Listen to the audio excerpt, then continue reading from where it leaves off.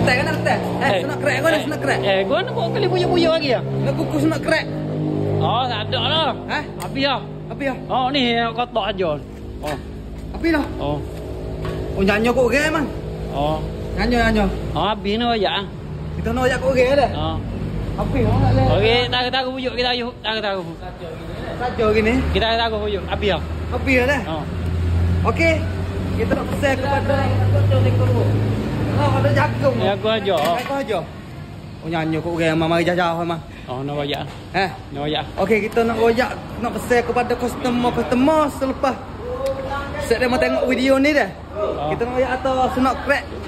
Sudah habis dah kita. InsyaAllah nanti bagi siapa kita akan buat video lagi. Sebab hari ni memang banyak sungguh hari ni. Benar terjalan. Habis dah hari ni. Habis lah. Habis. Benar naik dah lagi. Cuma senok krek lah habis sebab kita beli berapa kotak? 5 kotak. 5 kotak masa 3 hari. 3 hari. 5 kotak. Habis.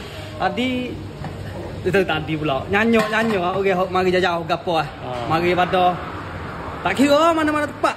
Walaupun orang dekat kau orang jauh pun kita nak royak atau benar ni masih ada lagi tapi selepas ni nanti kita buat video mula-mula tapi sekarang ni habis. Layak tak habis. Nak ada bila-bila tu tak tahu lagi. Ada mah. Lepas tu yang mana tengok video ni minta siapa orang lain lagi dah takut nak yang mana nak mari makan snack crack kat dalam restoran tu. Masa sekarang ni tak ada. Habis dah. Nanti ada kita akan buat video semula. Ada. Okey. Baik. Jangan lupa siapa aku orang lain. Share video ni. Okey. Assalamualaikum.